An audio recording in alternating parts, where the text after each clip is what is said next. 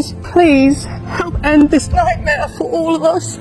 Please help us to bring Hannah home. Hannah Elizabeth Graham was born in Reading, England on February 25th, 1996. She was the second child and only daughter of John and Sue Graham. When she was 5, her family moved to Virginia due to her father's work at the World Bank's International Finance Corporation.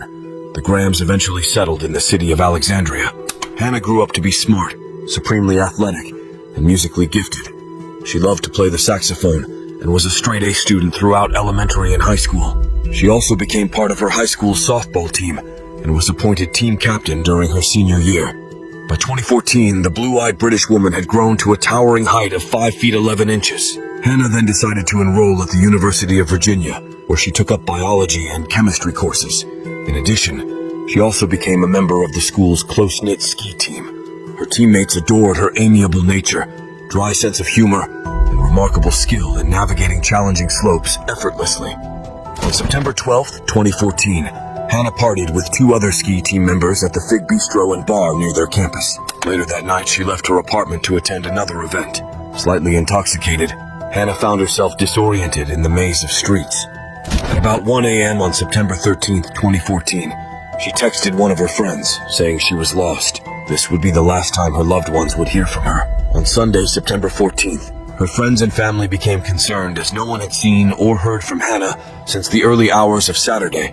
So they reached out to the Charlottesville police for help. That afternoon, the local and state police began their search for Hannah. They meticulously combed through the area from 14th Street Northwest to Wirtland Street. Hannah's friends suspected this was probably the last location she had visited before she mysteriously vanished.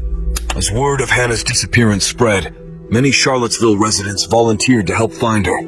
Over the weekend, 1,200 volunteers covered 85% of the city searching for additional clues. Investigators also secured CCTV footage of the area surrounding the UVA campus to trace Hannah's movements the night she went missing. Surveillance videos revealed Hannah was at the McGrady's Irish Pub on September 14th at around 12:45 a.m. She was seen staggering a bit as she had had a few drinks hours before. In the footage, Hannah briefly chatted with a man before leaving. Another video from a gas station CCTV showed Hannah running at around 12:55 a.m. However, the clip confirmed that no one was chasing after her. A CCTV recording from Charlottesville's historic downtown mall then captured the British woman strolling just outside an Italian restaurant. Within the same footage, a conspicuously large man can be seen walking in the opposite direction. The man then spotted Hannah and turned to follow her. Eventually, he caught up to her. A video from a jewelry store at around 1:08 a.m. showed the two walking side by side, with the man's left arm wrapped around Hannah's waist. Due to these clips, the man became a person of interest in this case. The Charlottesville police released the surveillance videos in public in the hopes that someone could identify the man. Shortly after, a witness approached the investigators, revealing that he saw Hannah and the man inside Tempo, a bar near the mall. The witness further disclosed that the man bought a drink for Hannah. This raised suspicions in the witness's mind. He began to think that the man might have had sinister intentions towards Hannah. Another witness then claimed to have seen Hannah and the man on the streets after they left the bar. He added that the man forcibly placed his arm around Hannah, with the latter looking uncomfortable. The witness later saw the man pulling up in his Chrysler Sebring. However, when he opened the car door, Hannah yelled at him, making it clear that she had no intention of getting into the vehicle. The witness then left after seeing this tense exchange.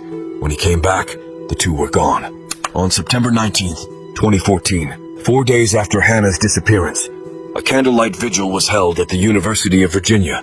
Over 2,000 people attended the event, hoping that the missing student would be found alive and safe. You make things good, Hannah Graham. Where are you? We want you back where you belong.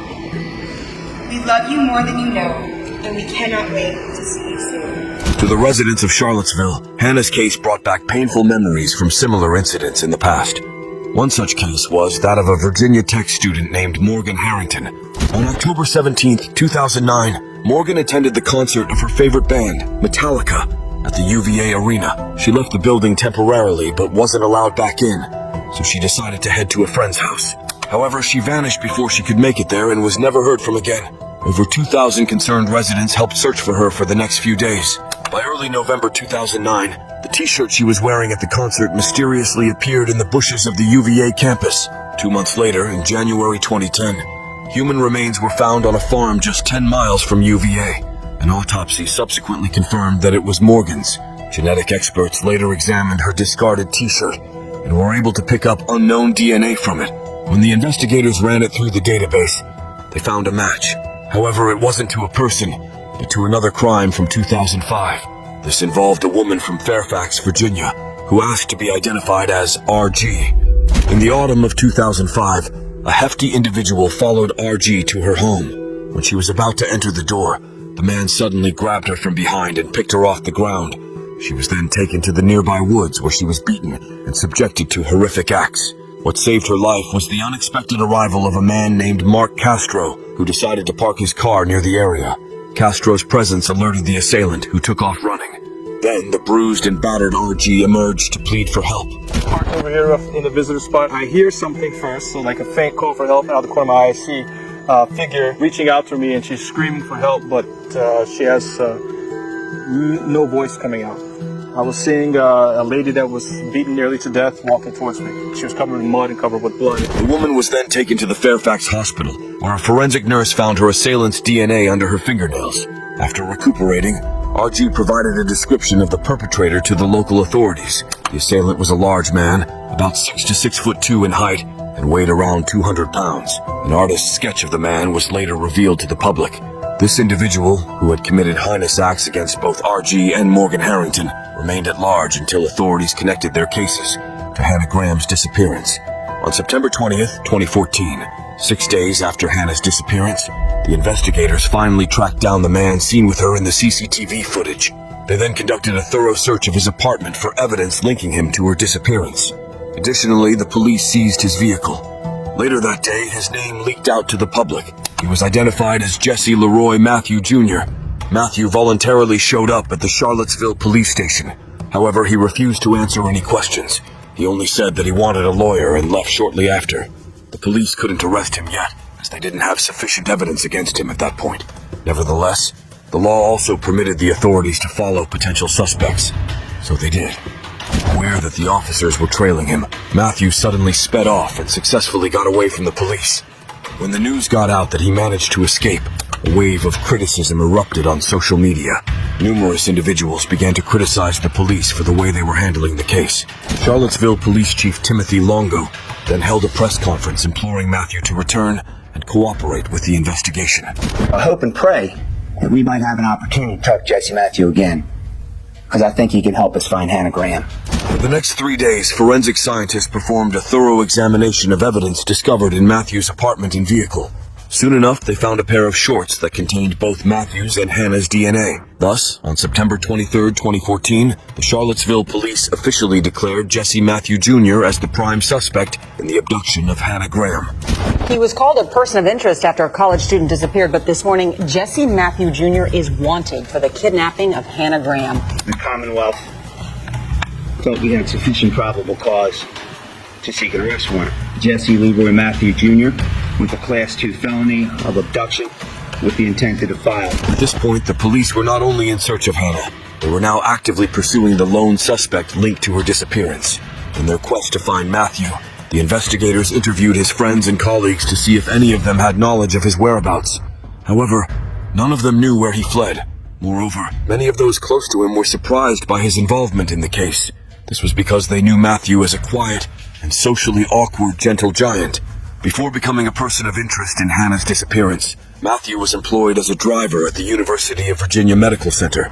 In addition, he also worked with kids as a volunteer football coach. In fact, hours before he was seen with Hannah, Matthew was at a football game, cheering his players on. Unbeknownst to many, though, a darker and more sinister chapter existed in Matthew's past. In 2000, Matthew received a full football scholarship at Liberty University in Lynchburg, Virginia. However, he would squander this opportunity of a lifetime just 2 years later. In 2002, he was kicked off the football team when a student accused him of forceful acts. A year later, Matthew transferred to Christopher Newport University in Newport News, Virginia, but his stint there lasted only a few months as he dealt with another criminal allegation. In both instances, the accusers chose not to pursue charges against Matthew, leaving these allegations concealed from most individuals acquainted with him. Shortly after Matthew was announced as a suspect in Hannah's disappearance, police officers received a crucial tip on his whereabouts. Texas resident Karen Monk alerted the authorities after her brief encounter with Matthew on a near-empty beach in Galveston, Texas. This was 1,300 miles from Charlottesville, Virginia. According to Karen, she was sitting in the back of her vehicle, enjoying the view, when suddenly a car drove by and stopped in front of her. The driver then rolled down the car window, leaned over and glared at her. She instantly recognized the man as one of the most wanted in the country. When I looked up and I saw him, his facial features are unmistakable. I just held my breath, just hoping he would just keep going. My heart literally probably stopped beating because I knew that was him. Karen realized she was likely in danger, so as soon as Matthew moved on and drove to another spot at the beach, she contacted every law enforcement agency she could think of. She eventually got an answer from the Galveston County Sheriff's Office. Shortly after speaking with Karen, the police rushed to the beach and found Matthew. They then arrested him without incident. Interestingly, they also found a map of Mexico in his car. He never admitted it, but it was clear he was planning to flee to that country. For the next 40 hours, Matthew was detained at a Galveston police station until the Charlottesville authorities arrived to pick him up. However, it soon became apparent that Matthew had no intention of cooperating in the investigation. Throughout the flight back to Virginia, police officers tried to extract information from him about what happened to Hannah, but he simply refused to answer.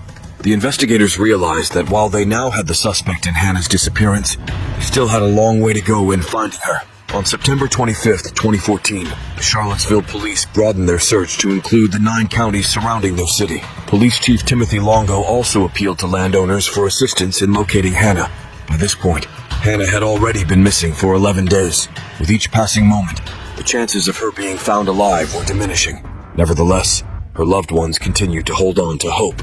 On October 6th, 2014, Hannah's parents, John and Sue, held a press conference thanking the public for their support in finding their daughter. The couple also made an emotional plea to anyone with information on her whereabouts to come forward. Somebody listening to me today either knows where Hannah is or knows someone who has that information. We appeal to you to come forward and tell us where Hannah can be found. Please, please, help end this nightmare for all of us. Please help us to bring Hannah home. On October 18th, 2014, 35 days after Hannah's disappearance, the family's worst fears had come true. Sometime before noon today, a search team from the Chesterfield County Sheriff's Department was searching an abandoned property along Old Lynchburg Road in southern Albemarle County when they discovered what appears to be human remains. The remains were later confirmed to be Hannah's, ending the month-long search for the missing student. The Charlottesville community that had tirelessly searched alongside John and Susan Graham could now only share in their grief. The abandoned house where Hannah's remains were found was only about a few miles from Jesse Matthew Jr.'s childhood home. More intriguingly, the site was also just a short distance from where Morgan Harrington's remains were discovered in early 2010. However, even after this development, Matthew still refused to cooperate with the police. So the investigators turned to science to build a solid case against him. Fairfax detective Michael Boone handled the case of RG in 2005. Up until this point, the DNA found under her fingernails was still unidentified, and all they had was the composite sketch of the assailant based on the victim's description. Detective Boone, however, never stopped working on the case. When he saw the news about Hannah Graham and Jesse Matthew Jr., he had an epiphany. I saw the picture of Jesse Matthews and I saw the picture of the composite drawing.